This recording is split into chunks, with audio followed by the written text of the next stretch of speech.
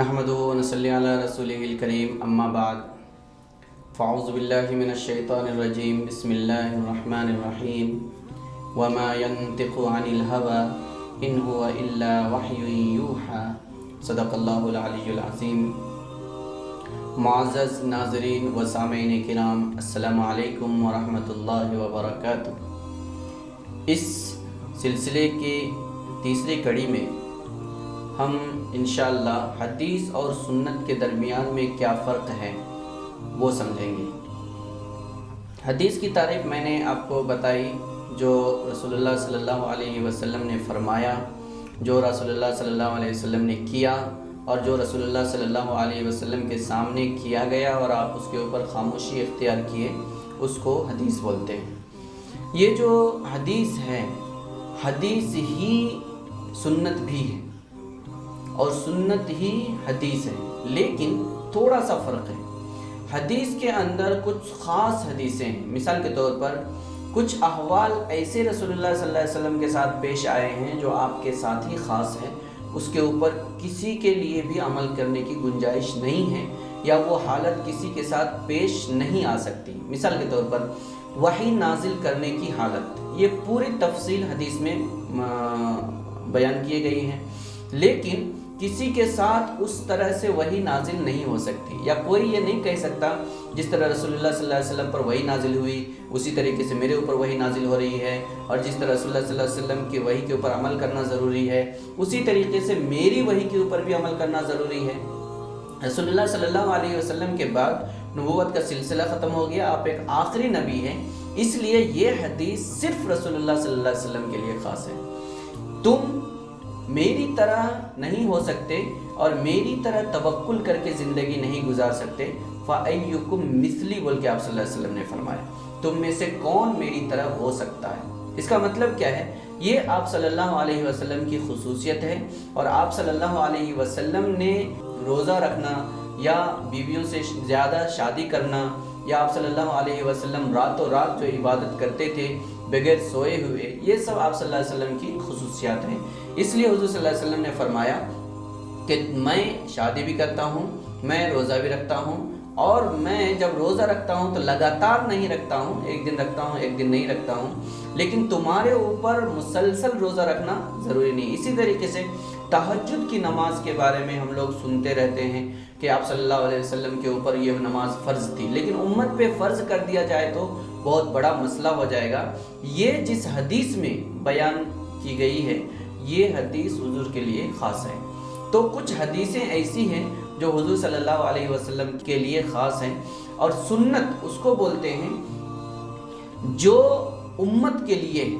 या जिसके ऊपर अमल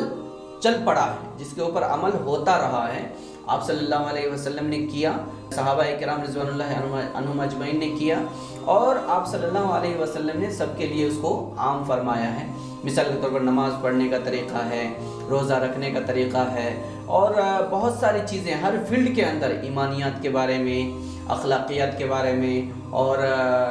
बै और शिरा के बारे में, मामलात के बारे में, और सियासत के बारे में, और समाजियात के बारे में बहुत बेशुमार अहादीस है। इंशाअल्लाह हम उसको सिलसिलावार पेश करेंगे आपके सामने। तो हदीस और सुन्नत में फ़र्क ये हुआ कि हदीस ये आम है और सुन्नत इस हैसियत से ख़ास है। सुन्नत बोलते हैं अत-तरीक़तुल मसलूक़तु फ़िद्दीन। शाह मुहद्दिस दहलवी रहमतुल्लाह अलैह ने इसको बयान किया है कि सुन्नत उस रास्ते को बोलते हैं जिस पर अमल जारी हो गया है और चल रहा है, उसको सुन्नत बोलते हैं। और हदीस बोलते हैं हुजूर सल्लल्लाहु अलैहि वसल्लम के जितने भी कलाम हैं मिन जानिबिल्लाह, जो भी आप सल्लल्लाहु अलैहि वसल्लम के दिल में डाला गया और आप सल्लल्लाहु अलैहि वसल्लम ने उसको बयान किया है, वो आप सल्लल्लाहु अलैहि वसल्लम के साथ ख़ास हो या उम्मत के लिए हो या किसी और ख़ास माहौल के लिए हो, वो सारी चीज़ों को अहादीस बोलेंगे। तो अहादीस एक आम है, सुन्नत एक ख़ास है इस हैसियत से। लेकिन हम लोग अगर ये कहते हैं कि सारे के सारी हदीसें उम्मत के लिए हैं तो ये नज़रिया भी सही नहीं। और अगर हम ये कहते हैं कि सारी की सारी सुन्नतें हदीस नहीं है, ये भी नज़रिया सही नहीं है। जो हदीस है वो ज़रूर सुन्नत होगी, اس لیے حدیث عام ہے اور سنت خاص ہے۔ مطلب سنت اللہ تبارک تعالیٰ کی طرف سے جو رسول بھیجے گئے ہیں ان کے بتائے ہوئے راستہ کے مطابق ہے تو وہ سنت ہے، لیکن اگر اس کے خلاف کوئی انسان ایک سلسلہ جاری کر دیتا ہے عمل کرنے کا تو وہ سنت من حیث المعنی ہو جائے گی، لیکن وہ شرعی سنت نہیں ہو کہلائے گی۔ اس لیے سنت کی ہم تقسیم کیے بغیر یہ کہہ رہے ہیں کہ سنت جو رسول اللہ صلی اللہ علیہ وسلم کی ہے اس کے اندر کوئی تقسیم نہیں ہے، لیکن حضور صلی اللہ علیہ وسلم نے جو مفہوم بیان کیا ہے من حیث المعنی اس کے حساب سے سنن حسنہ بھی ہو سکتی ہے اور سنن بدعی بھی ہو سکتی ہیں۔ ایک اور بات جو ہمیں یہاں پر رہ کر کے تھوڑا معلوم کرنا ہے وہ یہ ہے کہ یہ سنت اور حدیث میں جو ہم نے فرق بیان کیا ہے اور سنت کی جو ہم نے تقسیم کی ہے، وہ سنت سے مراد کون سی سنت ہے، کس کو ہم لوگ سنت بولتے ہیں، یا الطریقۃ المسلوقۃ فی الدین جو کہا گیا ہے سنت کی تعریف میں، اس کی مراد کیا ہے، مطلب